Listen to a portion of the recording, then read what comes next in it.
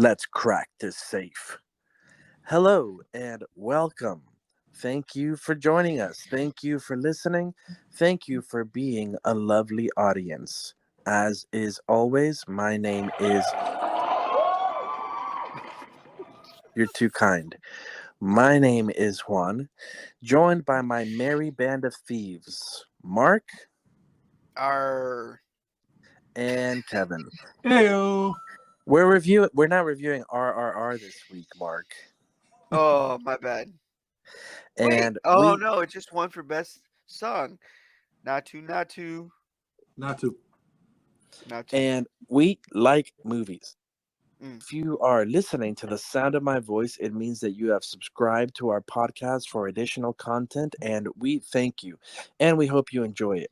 So sit back, relax, and let the sound of our sultry, silky, and sexy voices tickle your ear bongos.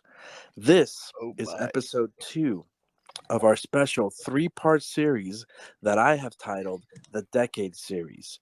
If you remember from episode 1, Come up with that on your own, it's a, bud. it's a good title, right?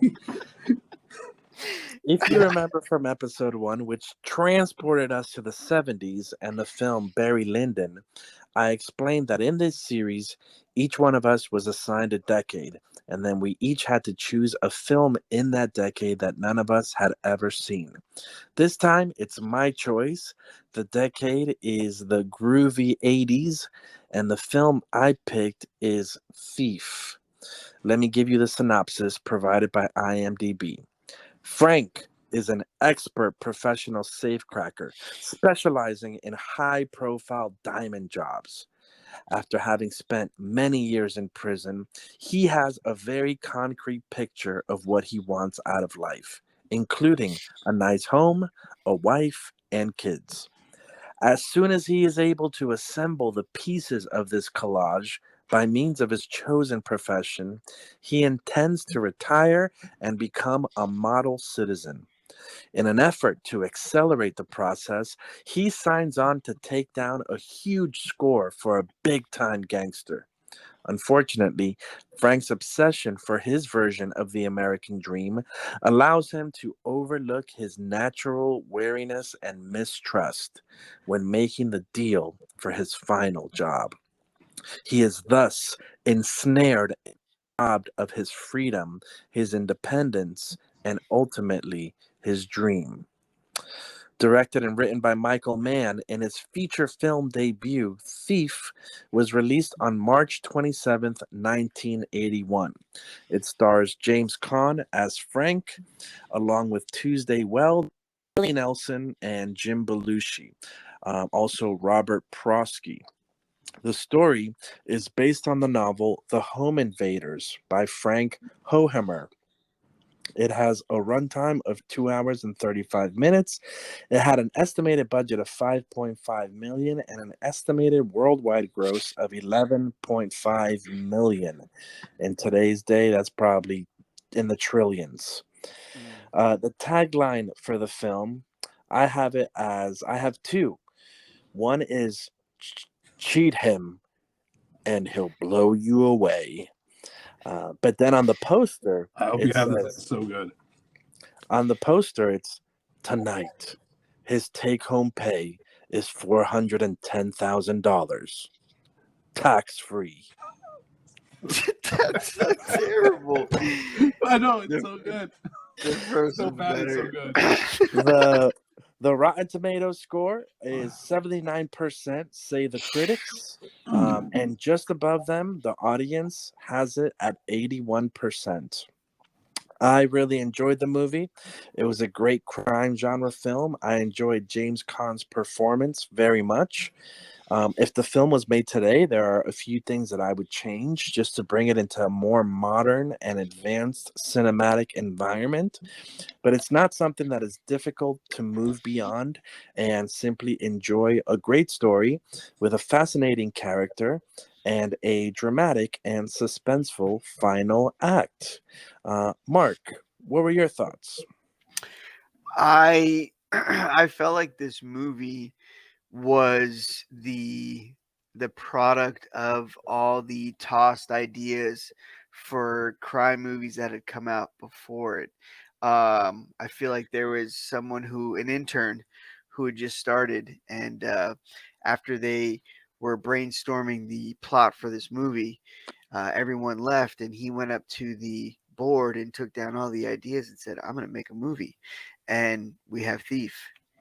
Everything just I felt like were pulled along to different stories so quickly, and it just doesn't make sense. We see a guy who um, is a thief, and then now he's running into this place with his gun out, waving it at everybody. Like, okay, I thought you're a thief, bro. You're supposed to be cool and like, you know. So now you're waving your gun around, and then you make a deal to to start doing jobs for this guy, the mafia. Let's just call it that. Um, and you really think you're going to get out of doing jobs for them, and then you ask, you want to become a father, but then you become a father, and you then tell your wife and kid to go f yourself and go leave. And then you go shoot up this guy who you thought you were going to get away from, and then you just walk down the street. Where are you going? What is your plan, sir? Just an evening stroll. I feel like you're just waking up and going, "This is what I'm doing today," and that's what you're focused on. It doesn't matter if, well, bro, that goes against everything you wanted that you did yesterday. You don't care. You are focused on your objective for the day, and that's what it is. And so I was laughing at every decision that this guy made, and I'm just like, what is happening? And so yeah, it ended up just being a funny movie, and that's not a good thing for a movie that's called Thief. Kevin? I've never got the appeal of James Caan. Like, I've heard people talk about how great of an actor he is. I've never been a fan, but that changed with this movie. Yes.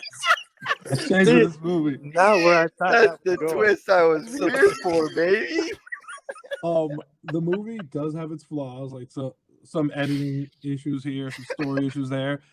But what a tour de force by James Caan.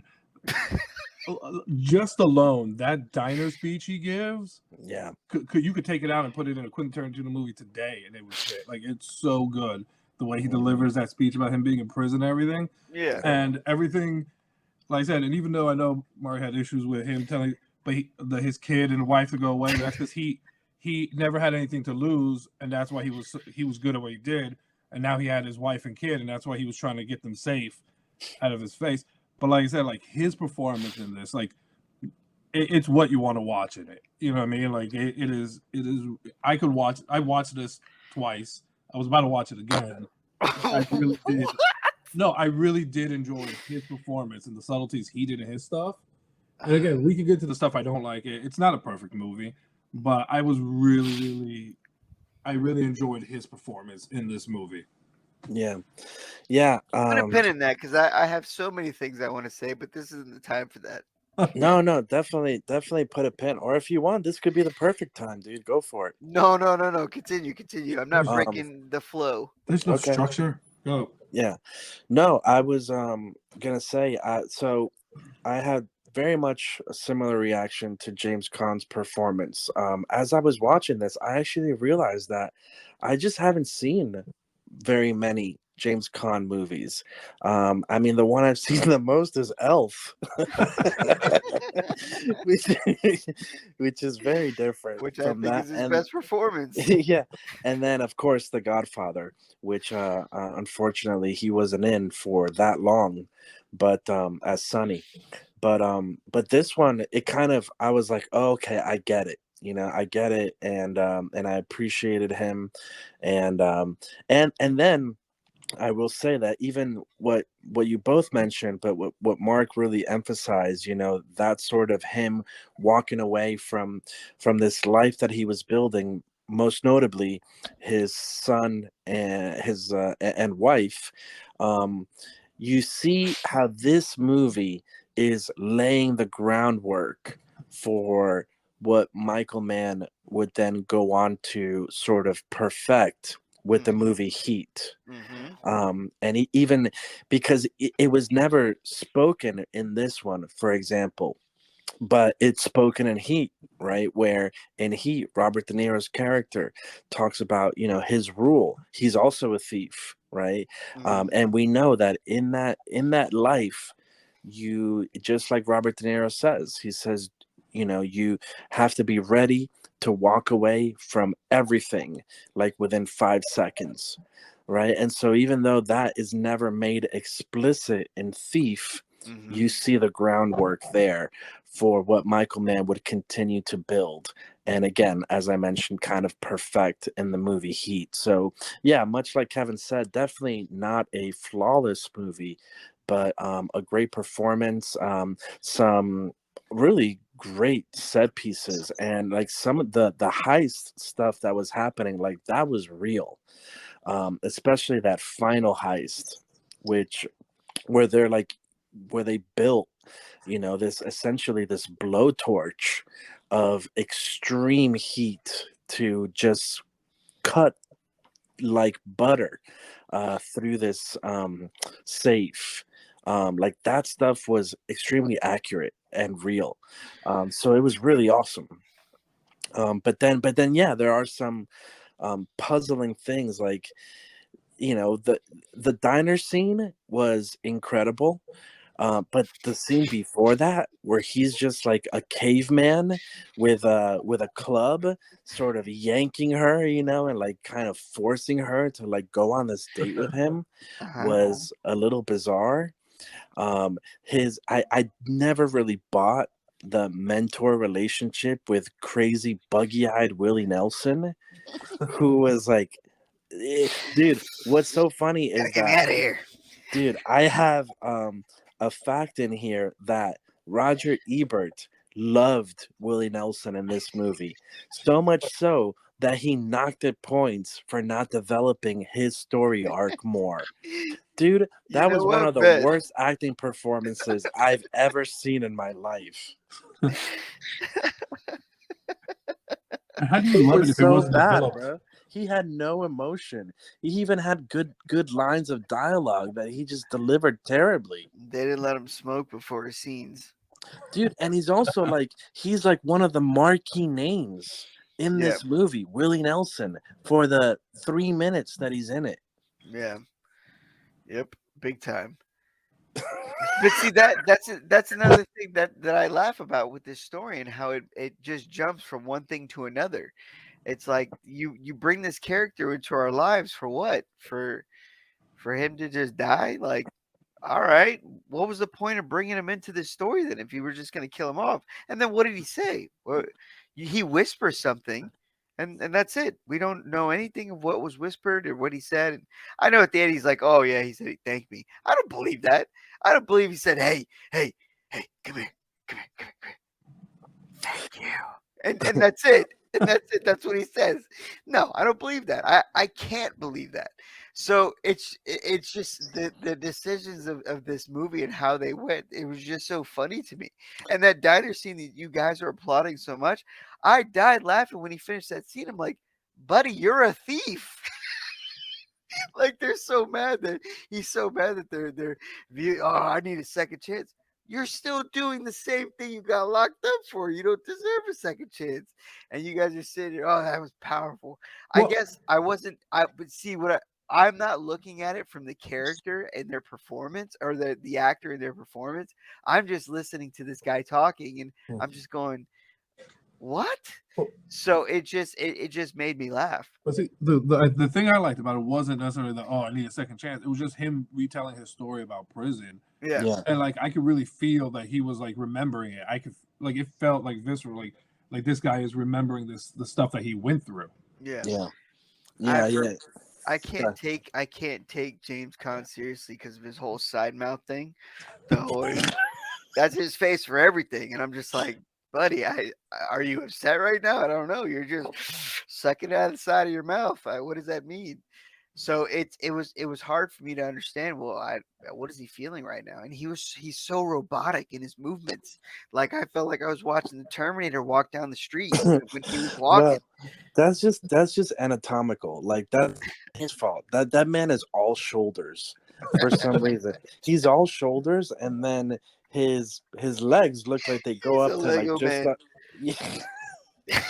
He does look like a there. It wasn't a Lego, but there is a type of action figure. Roblox. Maybe it's like broad shoulders and Roblox really character. tall legs. But like, I think it works for his character because like he's a person who has trouble emoting and properly expressing these emotions. That he Yeah, was just walking around like that. At least that's the yeah, way it was coming off to me. yeah. Like I thought he was honestly, in pain. he is one actor that genuinely like intimidates me. Like there's just something about him, bro, that he's like, oh man, I wouldn't mess with that dude, bro. I would not want to get on his bad side. He just genuinely, I find him like an intimidating person. Um but but I will push back on something you said, Mark, because I think there were two reasons for the Willie Nelson character. Hmm. Um, who's trying to remember what his name was. David or Okla. Okla. Okla. Okla. One was to, for obviously for the most obvious one is their relationship, right, and how he was his mentor and taught him everything that he knew, which then reflected his loyalty to him, and how close he was to him and how much he meant to him and why he was so adamant about trying to help him get out of prison before he died. But the other one is that through that, we briefly got a snapshot of the corruption of the judicial system, right? Hmm. Where I thought, I was like, oh man, we have a movie called Thief, but now we're about to watch a prison break. Right. But it wasn't a prison break at all. He just paid off, a lawyer to pay off a judge, and then you see that negotiation even happening in the courtroom. And it was also, I think, a good contrast between here we are watching a movie Thief, and it's showing us that often, because Frank had these rules and was so loyal to Okla and whatnot, kind of showing like, hey, uh, things are not always what they seem. There can be truly more honor among thieves than actual, what is actually supposed to be a judicial system or whatnot. So I thought both of those were purposes that the movie satisfied and fulfilled. Yeah, all right, fair enough. I just for the end of this movie and how it went, none of that really mattered. That's why I was kind of Yeah, just like, that's all true. right, I don't. Well, what was the point of that, Yeah, But yeah, and so when this movie ended, Juan 100%, I went, wait a minute, Michael Mann directed this. This was Heat. Like yeah, this is what Heat was, but yeah, 1,000 times better. And yeah, that's why it made it feel like that this was just all of his failed ideas from Heat. But here's the thing: I learned that De Niro was actually supposed to play this role, but yeah. he couldn't because of schedule. Oh, was that a fun fact? It's all right. That's Mark's fun fact. Oh, Oh, that No, on your list. I thought it was on your list. it was, but I'm saying now it's Mark's fun fact. It's No, great. but I got it though. I like when I get you. you nailed it. Oh, okay, yeah, you got it. Yeah, so I figured one out, figured one of Juan's fun facts out. But yeah, and hearing that, that's what I was like, bro, 100%. He got De Niro and said, okay, I have another. It's the same movie, but the other Yeah, side, the exact opposite. yeah, So here you go. And yeah, it just with De Niro, who's a better actor, and also better act. We didn't have Willie Nelson in Heat. So yeah, there's better co-stars. So it just ended up being just a much better movie. yeah, Um, and another thing that sorry to ramble, but another thing you said, the actual that was my favorite scenes in this movie was the heist. When they built that machine and you see it coming, they sat there and bro, I love that they sat there and we sat there and watched there. We watched Yeah. as and they kept it on that frame and we Yeah. sat and we watched and they kept going. I was just sitting there, man. I felt alive after that scene. I was like, man, that was awesome. Like that's what we need in these and that's what we're missing, like practical effects like that. That was incredible, man. Yeah. um and then my second favorite scene was that negotiation in the courtroom, how they were holding up their hands and the Yeah. numbers and Oh yeah. how much they're how much it's going to cost. And I was like, man, I've never seen that before. That's awesome. Yeah. That was really that was I really enjoyed that. Yeah. Um, my favorite scenes were, outside of that final heist. The first heist was good too. But when his partner, played by Jim Belushi, What's your favorite? Tackles dude, his no, wife. no, when he was casing the joint, when he was trying to figure out, because Oh, remember that Oh, it oh, had that alarm. So he was like, you got to figure out, that was his job, is like, stay there, figure out that alarm. yeah. And it was a great piece of cinema and like editing, and I really enjoyed that scene. I don't know Um why, but I thought you were gonna say when he got blasted because yeah, I wasn't expecting that. I went, that oh was good. shit! or when they were celebrating on the beach or Dude, having he that. just tackled his wife, man. Yeah, that Boom. fun. I thought he was gonna tear her ACL, man. Yeah, he said, "I don't play around, girl." He went But hard. the other one, Kevin, I don't know how this one was for you, since we both like the diner scene so much. But dude, the scene where he was being rejected for the adoption, and Oh, like he didn't understand that it's like, dude, you're a convict. They're not, they're not gonna give you a child. But it was, I mean, it was so good because even though they got a rocky start, like you could see he really loved his wife. Like he really loved her or was infatuated with her, whatever it was. Like that was his woman, that was his lady, and he was loyal and faithful. Um, and then accepted, like I thought when she said, like, yo, I can't have babies, that he was gonna be like, all right, on to the next. But he was like, no, it's fine, like we'll adopt. And that's that was also it's so good, man. It's so interesting. That was also when he went to the boss, who's finally Leo. um Leo. Yeah. So I guess, all right, remind me to get back to this point. Because I'm Okay, gonna put a pin in this. don't worry. I'm bringing up Leo. Okay, I'm gonna give some background here. So after he does their first job, um, it was successful, and then they don't get paid for it, right? The money's held up. So that's the scene that Mark is talking about, where he goes to claim the money, and he pulls out a gun. He starts waving it around. He's like, "Yo, pay me my money. I want it by midnight," or whatever he said. So then when he goes, he meets the guy at midnight. He shows up with his boss, who's Leo. And that's when Leo's like, yo, let's work together. He's like, nope, I don't do that. I got my crew. This is what we do. These types of jobs, blah, blah, blah. I don't want what you're offering. But the guy, what he's offering is actually really good. He's like, yo, we only do big jobs, one score. You could potentially be out, this or that. But like Mark said, that's not going to happen. But they continue to show little ways in which Leo starts to not only win him over, but also win the audience over, which culminates in the scene where he's like, hey, what's wrong, Frank? And then, Frank, who's a pretty, shuttered, emotionally shuttered guy, is like, yeah, we're trying to adopt and I can't, but whatever. And he's like, oh, don't worry about it. I'll take care of that for you. On the one hand, you're Like, like, what do you oh, want? right. And maybe, but on the one hand, you're like happy for Frank, and you can see Frank, like how elated he is, right? That he's like, wow, you're gonna do that for me? That's, we want a child so bad. So it's like a really sweet, tender scene, and you want to believe that this is like genuine and that it's gonna work out. But again, we've seen enough that we're like, oh boy, there's more to this. then meets the eye, and sure enough, that's when what's his name really starts to like kind of grab him by the balls.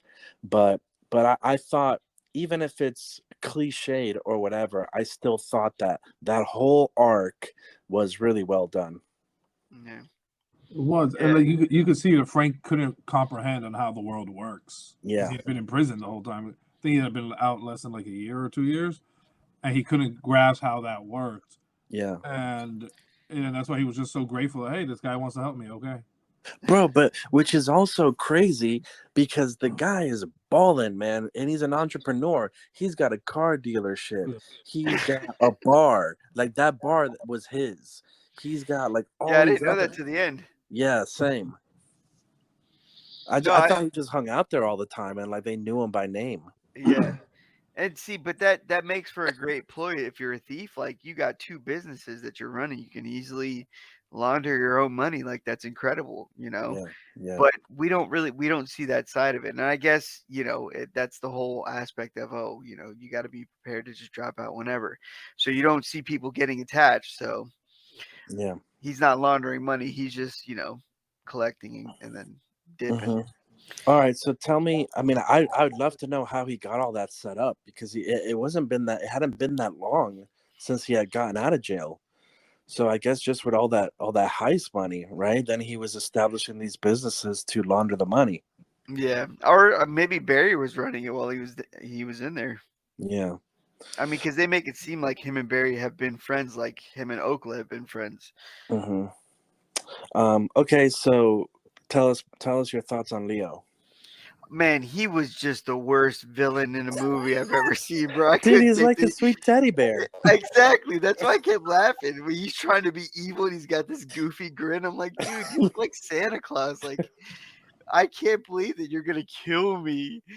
And I just it was all of his scenes were funny, man. And when they actually killed Barry, which I wasn't expecting, I just kept chuckling at every time he'd talk so menacingly, and I just see his smile, and I just started laughing. So I just felt like, man, they could have got anyone else, and it would have been a little more believable. When he was sitting in the bar with the whole adoption thing, and he throws his arms up around the side, I'm like, bro, who does that? You look so weird. That it's too high up. Why? What are you resting your arms on? You're just you're holding your arm That's like how they did it back in the '80s, bro. I guess, man. It was just so awkward, and it was really hard for me to take him for who he was supposed to be. But it wasn't. I mean, it wasn't a problem with his acting. It was just his look. No, but He didn't like his face. if I see someone with a goofy smile like that, it's really hard for me to think he's gonna kill my wife and kids.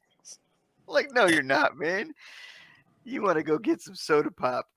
I think that added to like his menace. Like, oh, it's just a grandpa figure. Yeah, Oh, whoa, he could kill us all. yeah, Especially when he went off, he's like, I own you, I own that kid. yeah. My problem is that I'll never not be able to see that actor as Mr. Lundy and Mrs. Doubtfire. That's funny. Another great scene that I really liked. Again, one of those sort of emotionally heavy, not heavy, but just impactful scenes was after Okla died and Frank's all sad, and then his wife is like, "Hey, why don't we name the baby? What's his name? David. David? Yeah. Yeah. Yeah, she was like, let's name him David. And then he's like, again, it just kind of showed, Kevin mentioned how he didn't know anything about the world, but like he was sort of hardened by his experiences in the world and yet still kind of maintained this sort of innocence, or even, yeah, sort of like a developmental immaturity, on some level. So and I thought it was just really sort of interesting angles and edges, to the character that again James Caan also played really well. Um, I think Juan, a scene you mentioned, when he's told that David dies, right? The character Dave's okay, right? James Caan does a good job, but the girl who plays his wife, Jessie, I don't know if you saw her acting when he found out. Like she looked at him and her heart, it looked like her heart just went out to him that he was hurting, and Yeah, mhm. she did a bang up job, like just standing next to him. yeah, she had a lot of scenes like that. So big up to Tuesday Weld was her name, the actress. Mhm. Hey, And well, then, I mean, dude, that scene when he kicks them out was just gut wrenching, man. Gut wrenching. Because I mean, you just think he's gonna go like, all right, look, here's the plan. You're gonna go away to this place. You're gonna stay there for 3 weeks. I'm gonna take care of this. Then I'll come meet you. Then we disappear. None of that, bro. None of that. I hate you. Bye. No, He but was, he gave her a lot of money. Said, "This is what you're gonna do. You do this with this money. You give this to him." yeah, but she Yeah, didn't but want the money. She wanted he him. Well, I he know. talked about 3 months. That's about it. So what's Yeah. happening after 3 months? Well, I think he thought he was going to die. Oh, okay, yeah. Like I think he was on a suicide mission, and it's gonna happen. I gotta I don't protect him. know. I don't did like does does that make sense? Do you think that aligns with him blowing up the bar and the auto the car dealership? No, for me, I that took that as bye. Like I'm done. Yeah. Yeah, All that. that's Yeah, what. like I'm going to be a ghost. I'm starting fresh.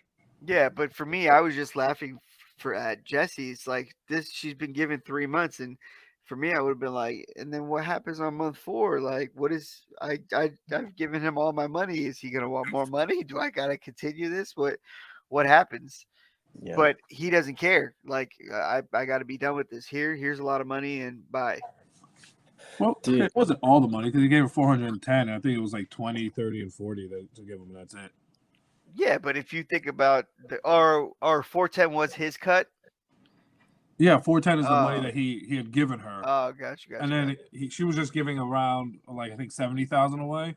So she Yeah. still would have had like 300 something, which is a lot back then. Nah, but the way he mentioned it, that I don't know, maybe I wasn't listening properly, but the math added up with the amount that he gave her, and the amount that she's supposed to give this guy, it's gonna run out after 3 days. Months. Or I'm sorry, 3 months. Yes. Oh no, but no, I think you might have missed the numbers, but no, she would have still had money left over for her. So, Oh, okay. dude, All right. Kevin was watching this with a calculator. He well, Well, that rewinded. he watched it multiple first times. of all, the calculator is called my brain, but yes. Okay. Um I dude, when that final heist, when they finally got through, man, those diamonds were shiny. Like it really, and there were so many of them. Like it was really believable, right? That it was like a Yeah. huge score, and that was another reason why you figure you're like, all right, either this man is not gonna share this, and also if this is the potential for jobs, like he's not gonna let you walk away from this. Right. If Exactly. you've just proven that you can, like he's gonna make a buttload with you. You just made me 2 million. Yeah. No, you're Hmm. not going anywhere. Yeah. Um, I did. I will give this to Willie Nelson. I loved a line that he said when him and Frank were talking, and he was saying something about. I think it was about I think it was with his wife, maybe about being honest with her Hmm. or something like that. And Willie Nelson, his quote was, "Lie to no one. If there's somebody close to you, you'll ruin it with a lie. If they're a stranger, who the hell are they? You got to lie to them." That's a Yeah. great line. And true, rings true. Yeah. No, it does. And for some reason, we still do it. Anyways, We're human, man. We're you know, human. one thing that I liked about Willie Nelson's performance, I will say, is when he in that prison scene, the way he was like so close to the glass, I can tell like he was yearning for that, like that physical touch of someone, to be close to someone, to feel the heat of someone, and just the way he acted. I was like, man, that boy wants to get out for sure. Dude, I'm telling you, I'm not sure if it was that or if he had cataracts with those buggy eyes, and he I just don't was know. in trouble But seeing. he also seemed like genuinely interested to hear that he, that Frank had a new girl, which I think is another, like, he's been locked away and he's by himself, and now he's having a conversation. He just seemed like giddy, and he was just happy to be there with him in that moment, until Mhm. he finally, delivered the news. And but then he quickly went back into it, talking about his wife, Yeah, or not wife at the time, but girlfriend, or maybe she was a wife, but you know who I'm talking about. yeah. Um, I let me see here. Got a few other notes for sure. Hell, we didn't talk. Did y'all? I like the music, by the way. It's at the tone a little bit. Oh, I mean that's a Michael Mann staple. I was like, okay, I like this. I was digging it. No, this is another failed band, bro. I was laughing, going, "Yo, these are the loudest crickets I've ever heard in my life." No, It kept happening, like that sound. Oh my gosh! it was good. I have something about that for you guys later, but yeah, that's there's two at least that I know of and that I'm aware of, staples of Michael Mann films that we see in this one. One is that score, that kind of techno-y, synth, Yeah, very atmospheric type, which was really cool. You see it, of course, in other movies, especially that one with Tom Cruise, um, Collateral. Collateral, yeah, Collateral, and then also Miami Vice, the remake. But Miami But the Vice. other the other one, did you guys notice like all the wet streets, the Wait, shine, what? the shine? And oh, yeah, yeah, yeah, yeah, yeah, How could you yeah, miss them? They were almost all wet. yeah. That happened quite a lot. Dude, that man has tanks of water on set to just wet those streets for his shots. That's a Michael Mann staple. It never rains, but it's always wet. Yep. Because he's got to have those lights. He's got to have those lights. Um, Also, dude, right after the heist, um, the with the big blowtorch, um, he's exhausted because that thing was heavy, Yeah, and again, James Caan was doing that. Then he like sits down and he has like a victory cigarette, yeah. and the shot is like in front of him, but so behind him is like the entrance into the room. I kept waiting for like what was gonna happen as he I'm was lighting that cigarette. Oh my bro, for real. I'm like, yo, the cops are running in. Because for Yeah, me, I was laughing. 'Cause, yo, that machine that they are doing is so loud. It yeah, doesn't matter how many alarms they've cut.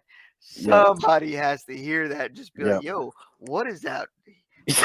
That loud noise that I've never heard of in my life. And where is that? But no one heard anything. No, Yeah, with all the people in the building, no one heard a thing.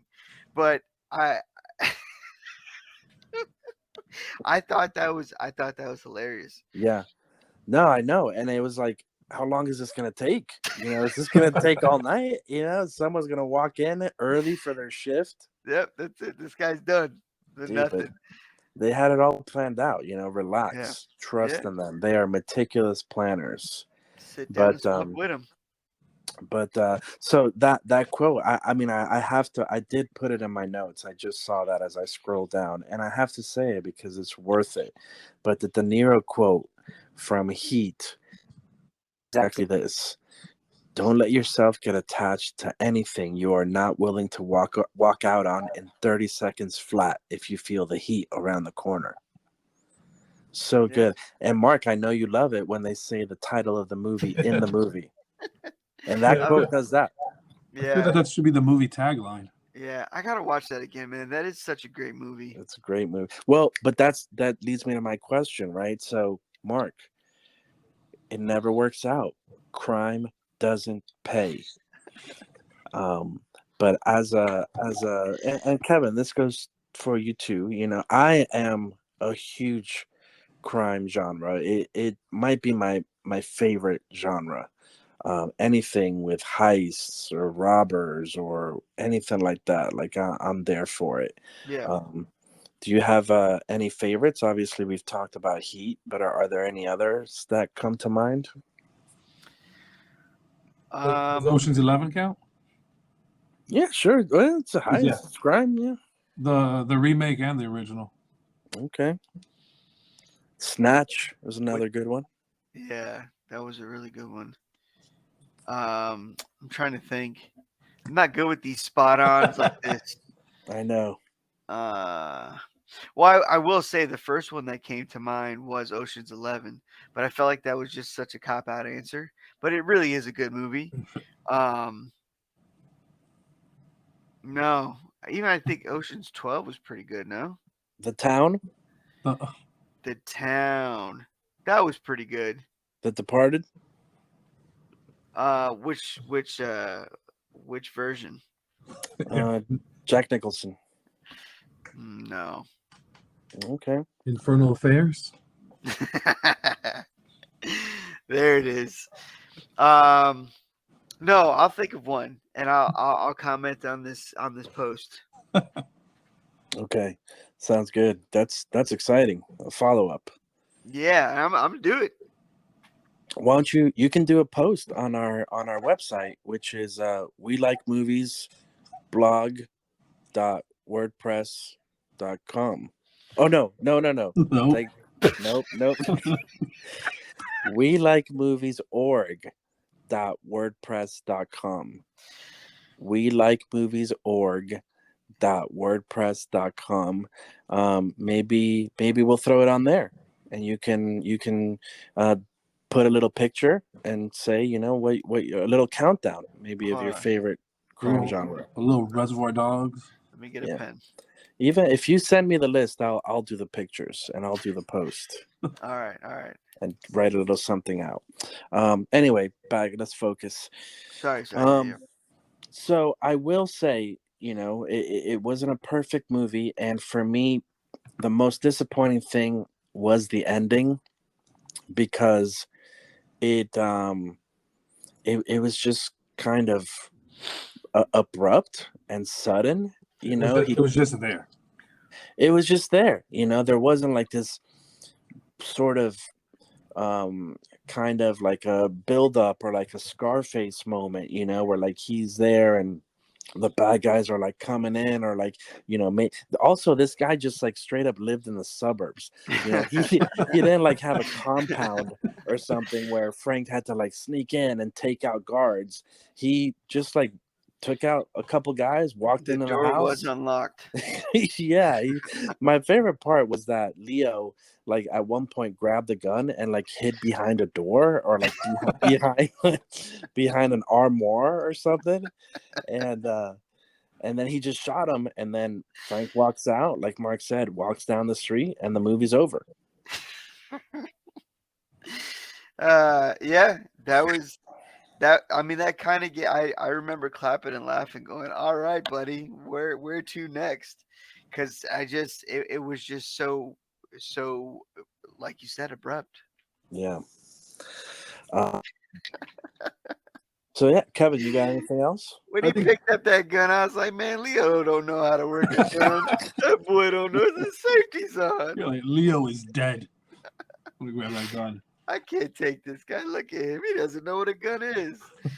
The one thing I want to mention, because we mentioned the shotgun blast, Yeah. but like right after that was the worst edit of the movie, because before that James Caan is sneaking by that car, and then we see Belushi get blasted by the shotgun, and Yeah. next thing there's just a guy standing over him, and James Caan's character is just knocked out already. I'm like, what just happened?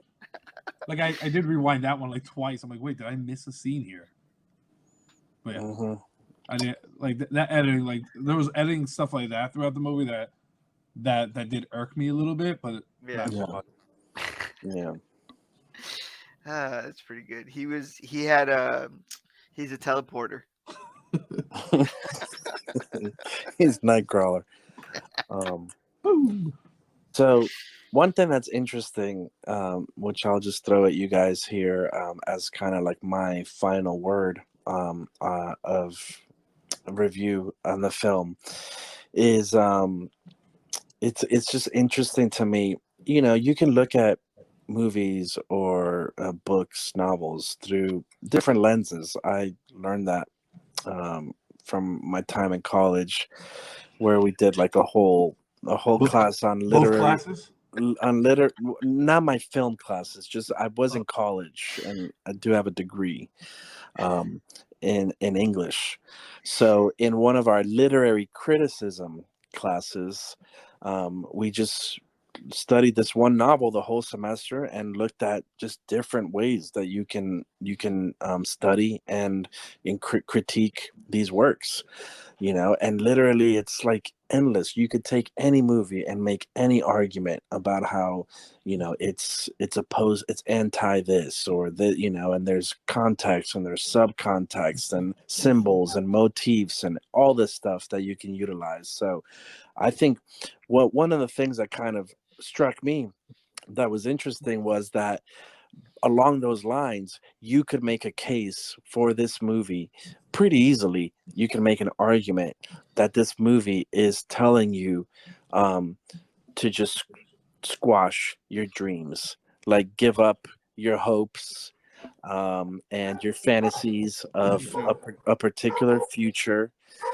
changing your stars, and just kind of accept your lot in life.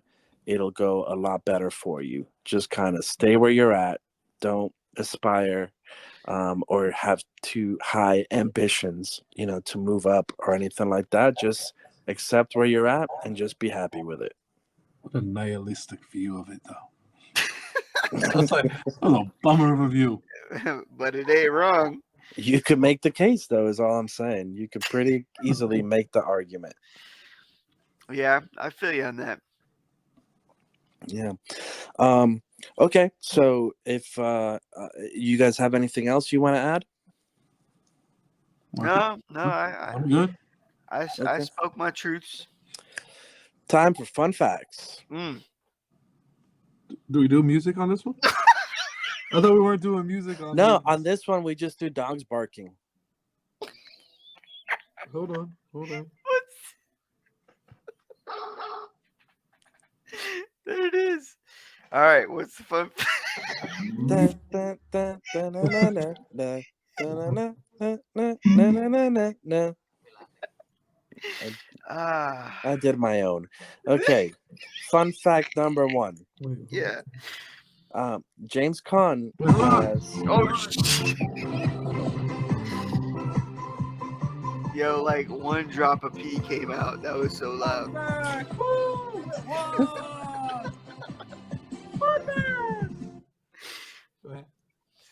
the the novelty is that we're doing different types of movies. We don't have to change anything else. We can do the same thing.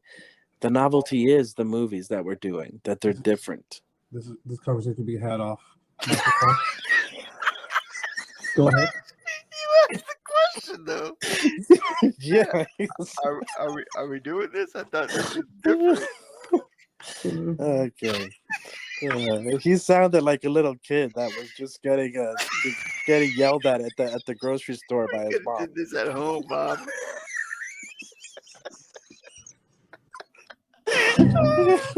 That's good. Okay. Sorry.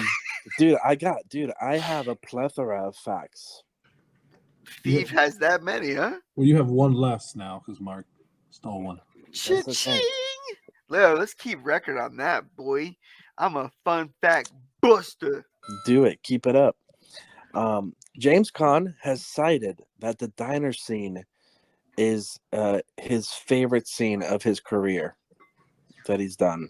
It was the climax of his acting career.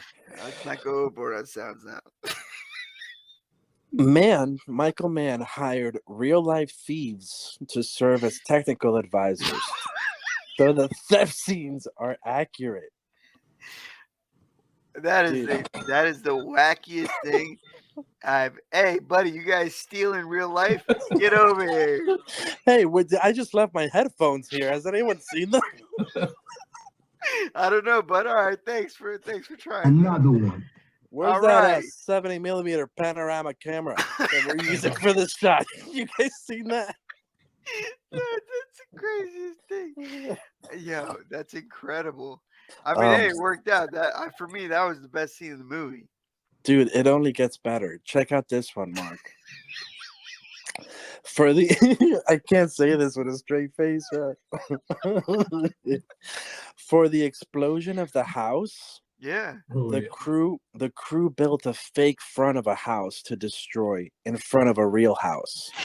So they built a fake front right in front of the real house, but the explosions were so big that they ended up completely destroying the house, leading to its demolition.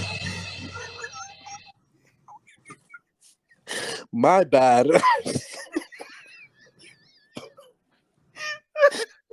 That's my fault, guys.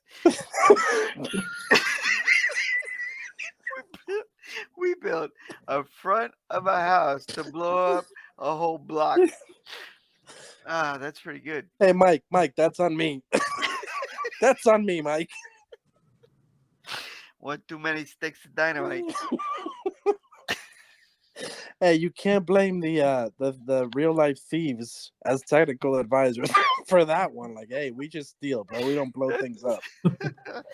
Oh gosh. Okay, all right. Pretty good. Robert Prosky, who played Leo, Here it was comes. making his film debut. He was 50. Shocker. So there's still a chance, guys. No, that is. I could tell this was his first movie. He was just happy to be there. That's why he's smiling the whole time. He said it with his face. Guys, this is my first role. Oh, I thought he did brilliantly. Whatever. The first vault that Frank breaks into, the real vault, they purchased it for $10,000, and James Caan really broke into it. Was that also in Dead Mouse's house? No.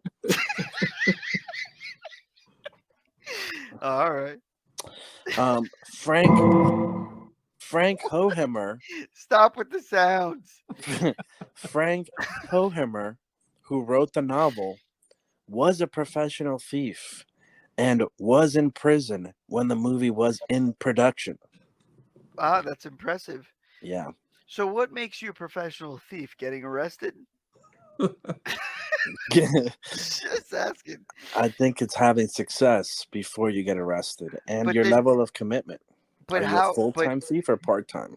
But how are you able to walk around and call yourself a professional thief and not get arrested? See what I'm saying? So they've already done the time. Yeah. But so now they could say I'm a professional thief because I did it and I got locked up. If you were able to make a living off it, your primary living off of being a thief, and then you get caught, and then you get slapped with professional thief. If it's on your business card. That's it, huh? So about those wet streets, a 60,000-gallon water truck was used to keep the streets constantly wet. Dang. This was also Jim Belushi and Dennis Farina's film debut. Okay. The prison experience that Frank shares in the diner was from a letter that Mann received from an inmate. Why is he receiving letters from Maybe he was soliciting them. Maybe. Okay. Yeah. Maybe.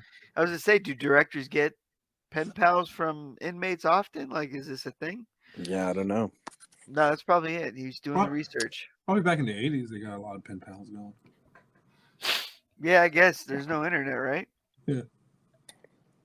All right, we already know that Al Pacino was at one point in line to play Frank, but turned it down due to scheduling conflicts. Would have liked to have seen that. Not to knock James Caan, but if you've ever seen Ooh, Serpico, another great crime genre film. I was wrong. I said De Niro was supposed to play, not Ooh. Pacino. Oh, did you? I thought you said Pacino the first time. He said the Nero. Oh, Yeah. it's Al Pacino. Yeah. So Yeah. we got to take that point away from you, Mark. Back to 0. All right. Fair enough. Wah, wah. You can see you can't lie. It's not good to lie. Also, this is recorded, so I don't want people to comment and go, "Oh, Mark totally got it wrong." $410,000 in 1981 equals 1.32 million today. Yeah, I give my wife a kid for that too. Yeah, this is pretty nice chunk of change. Yeah, yeah. Pretty nice piece of scratch. How many you got in your budget?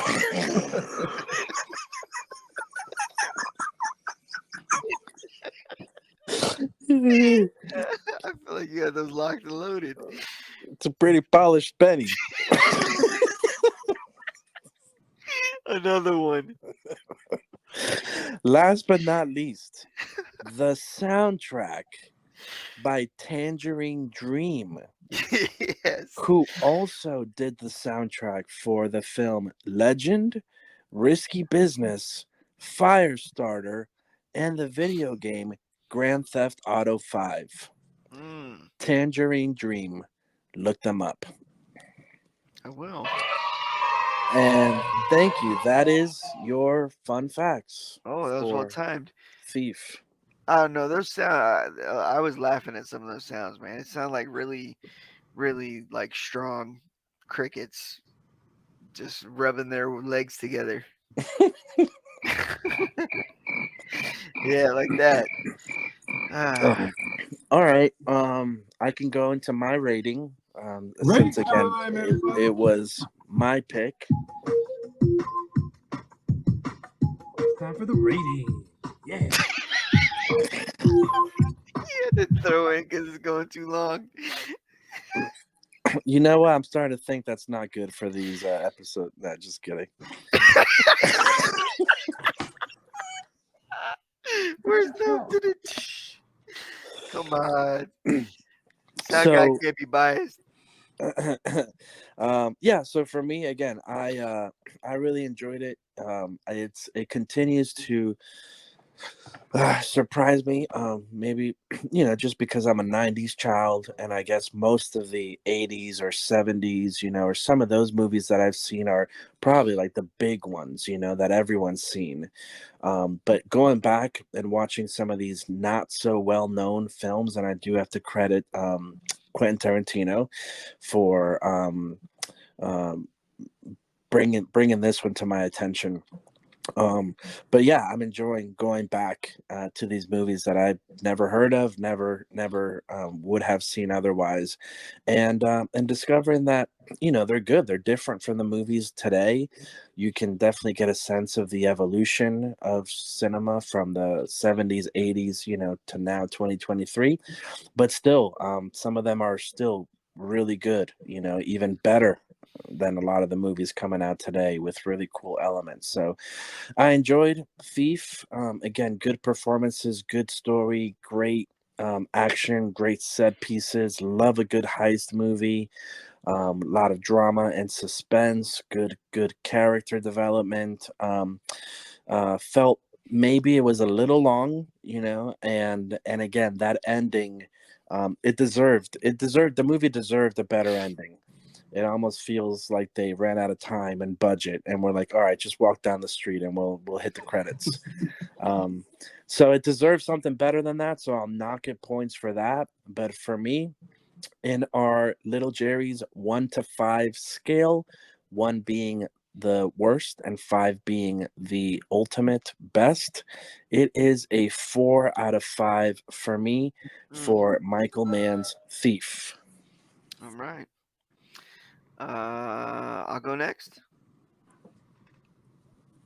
Not gonna fight you on that. I was waiting for Kevin to respond, but he fell asleep. No. Okay, You so go next. I'm asking. Anyways, this movie just is crippled by the fact that a better movie was made, and that's what honestly, that's how it should be as a director. Your movie should be better, and this is a testament to that. Um, the story was just, I understand now that it was just him walking away, um, but it didn't feel like that in the movie. It wasn't fleshed out like that. So it just, the decisions he was making just made it funny, and some of the performances just made it funny. But that heist, the big heist scene with the big old machine, that was really fun to watch, and I really did enjoy that, scene of the negotiation in the courtroom. I'd never seen anything like that before. So a movie that came out in the 80s is doing something like that, and I'm just seeing it now in 2023. So that's pretty cool. Um, it's a two little Jerry's for me. I think if Pacino was in this movie, been it would have been probably a 3 or 4. I think his performance would have made it a bit better, but it was hard to watch Caan. I feel like he was in pain, R.I.P. But I feel like he just it didn't work out for him in this role. Mm-hmm. Okay. Um, So and Kevin, last but not least. all right. Not a perfect movie, but a fun movie. I enjoyed it. Again, I watched it multiple times. I didn't have a big problem with the end. It just looked like it was a guy who just screwed up everything in his life and was walking into the dismal, nihilistic view that Juan had painted for us here. And it was okay, like I said, because I think the end caught me by surprise because it was just there, and I was like, oh, I was expecting more, but I don't knock it points for it. Um, Again, there were little technical mistakes here and there, but I think James Caan did a really great performance.